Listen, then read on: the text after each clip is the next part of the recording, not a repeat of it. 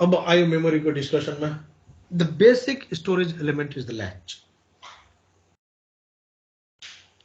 The basic storage element is the latch or the flip-flop.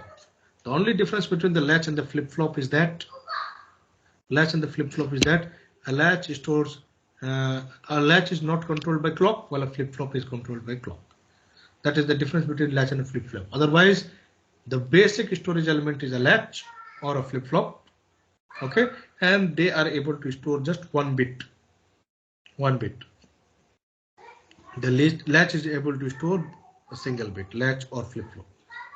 Okay, and in the figure, a D flip-flop has a D flip-flop has been shown over here, or D latch has been shown over here. Okay, we have the D input and the Q output. Okay, and similarly, अब एउटा ल्याचमा मैले के गरे, एउटा buffer लगाइदिए, try state buffer लगाइदिए हैन. Try state buffer भनेको एउटा गेट हो, चाबी भएको गेट हो हैन. र त्यो चाबी हामीले कसलाई दिए, राइट सिग्नलमा दिए. राइट सिग्नल भने जबसम्म राइट सिग्नल आउँदैन तबसम्म इनपुट डी इनपुट चाहिँ डी मा आउँदैन, फ्लिप फ्लपमा आको इनपुटमा आउँदैन. So that means you are able to control the write operations through this signal, write signal. Similarly read signal पनि तिमीहरुले कन्ट्रोल गर्न सक्छौ through this tri state buffer read signal. Okay, it is better that I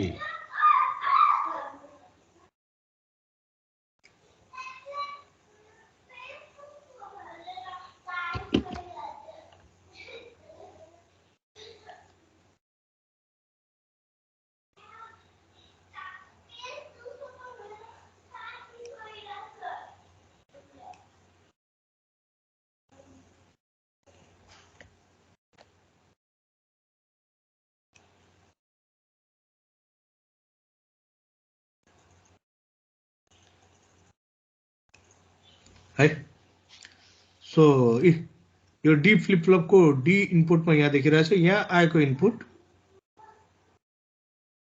यहाँ आएको input है, यसमा 1 आएन भने, यसमा 0 आएन भने, यहाँ बबलले 0 इन्डिकेट गरिरहेछ, this is active low signal.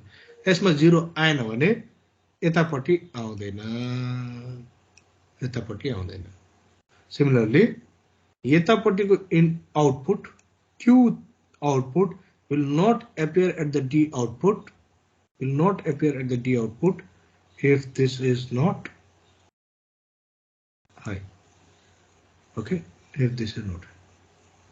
Similarly, the entire latch, okay, will neither be able to read or write. The entire latch will neither be read or write. Okay, neither this will work, neither this will work, neither this will work if this is not 1. If this is not, that means this particular latch will be enabled only if there is a 1 at the EN signal, at the 1 at the EN enable pin. Okay, neither it will be able to read, it can be read, or neither anything can be written to the latch. Okay, so this is the basic storage element. See how a register is made. Let us say this is a 4-bit register.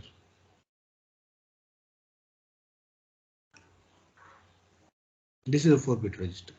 है, यो यहाँ जुन छ यसैको array, let me see. This is the first array. है,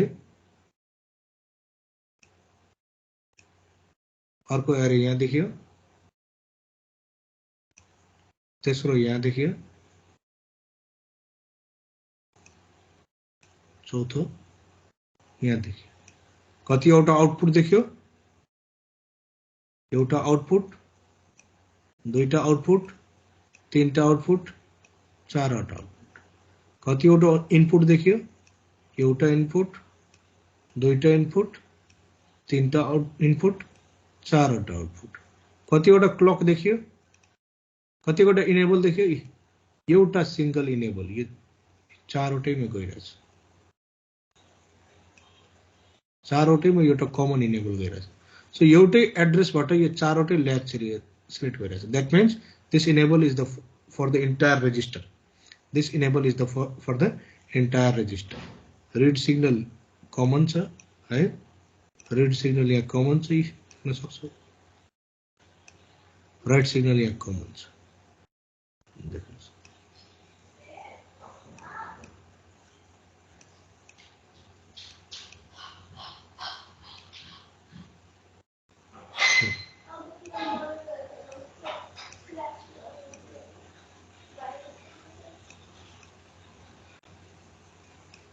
ठीक छ। So हामीले भन्नुको मतलब के हो, यो रेजिस्टर के हुन्छ, एउटा कमन इनेबलले पुरै रेजिस्टर सेलेक्ट हुन्छ, चारवटै बिटले सँगसँगै चारवटै बिट सँगसँगै चेन्ज हुन्छ हैन, सँगसँगै रिड हुन्छ या सँगसँगै राइट हुन्छ। एउटा कमन इनेबलले चारवटै बिट सँगसँगै रिड हुन्छ या सँगसँगै राइट हुन्छ। Similarly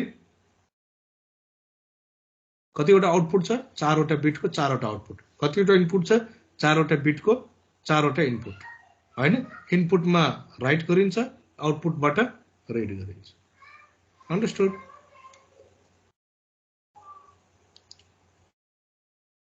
so this is register. सो हामीले अब चाहिँ एउटा register is a basic storage element, is an array of latches with a common enable and common read line and common write line.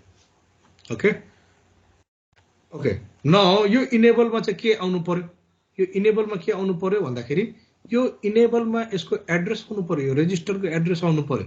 त्यो यार मेमोरी लोकेसन हो भने त्यो मेमोरी लोकेसनको एड्रेस आउनु पर्यो। एड्रेस डिकोड भएर आयो भने बल्ल इनेबल हुन्छ। सो इनेबलमा के आउनु पर्छ, एड्रेस डिकोड भएर आउनु पर्यो, र डिकोड भएको छैन भने एड्रेस मिलेन भनेर बुझ्नु पर्यो, डिकोड भएको छ भने एड्रेस मिल्यो भनेर हैन। एड्रेस मिल्यो भने रेजिस्टर सेलेक्ट हुन्छ, एड्रेस मिलेन भने रेजिस्टर सेलेक्ट हुँदैन। एड्रेस मिल्यो, रेजिस्टर सेलेक्ट भयो भने त्यहाँबाट रिड पनि गर्न पाइयो, रेजिस्टर सेलेक्ट भयो भने त्यहाँ राइट पनि गर्न पाइयो। Okay, so this is about registers. Now what is memory? What is memory? It is basically an array of registers. What is memory? It is an array of registers. अब यहाँ एउटा basic memory देखाएको छ, 4 बिटको memory देखाएको छ, चारवटा रेजिस्टरको एउटा एरे बनाएको छ, र त्यो चारवटा रेजिस्टर चाहिँ एउटा 2 to 4 डिकोडरबाट डिकोड भएको छ, 2 to 4 डिकोडरबाट डिकोड भएको छ है। र 2 to 4 डिकोडरमा कतिवटा एड्रेस लाइन चाहिन्छ, दुईटा एड्रेस लाइन हुन्छ। सो जब A0 A1 मा 00 हुन्छ रेजिस्टर 0 सेलेक्ट हुन्छ, जब A0 A1 मा 01 आउँछ रेजिस्टर 1 सेलेक्ट हुन्छ, जब A0 A1 मा 10 आउँछ रेजिस्टर 2 सेलेक्ट हुन्छ, A0 A1 मा 11 आयो भने रेजिस्टर 3 सेलेक्ट हुन्छ। सो यसरी तीनवटै रेजिस्टर पालो पालो सेलेक्ट हुन्छ depending upon what address has been provided at the inputs of the decoder. So this is memory basically. So 1 kilobyte of memory, 1 megabyte of memory will be an array of how many registers? How many registers? Another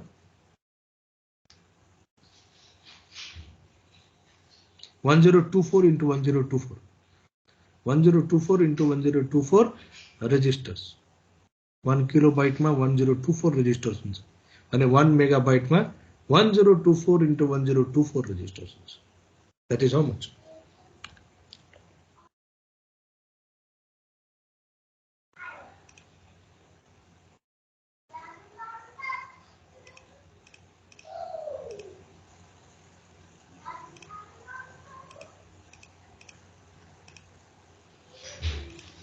So we have, so 1 megabyte of memory is basically an array of 1,048,576 registers. 1,048,576 registers. 1 megabyte of memory. And for that you need 20-bit addresses. 20-bit addresses will be decoded such that every unique code selects one memory location. Every unique code selects one out of 1,048,756 memory locations. ठीक छ कुरो बुझ्यो?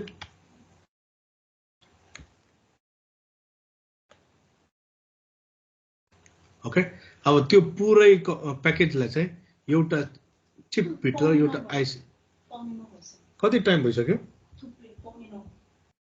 Hello 8:40 भन्नु पर्दैन, सुतेर बस्ने हो। एकै दिनमा सबै कोर्स सकाइदिने? तिमीहरू त सबजना निदाइसक्यो होला। यसरी टेस्ट गरौँ है त, 1 सेकेन्डमा कसले रिप्लाई गर्दो रहेछ।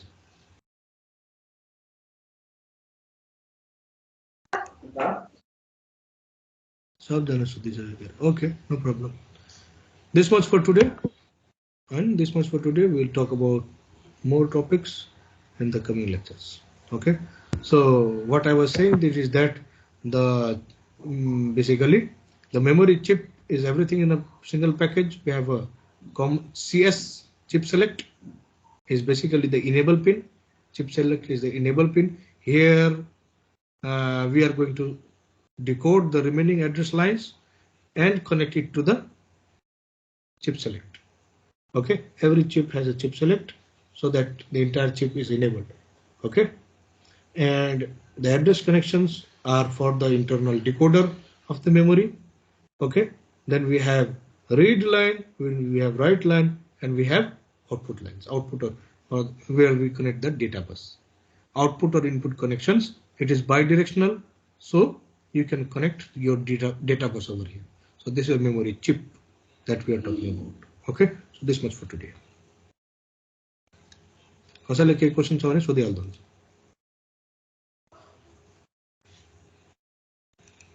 Any questions, anybody?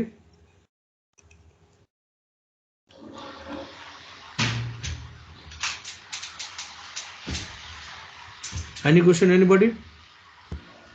No, sir. Thank you very much.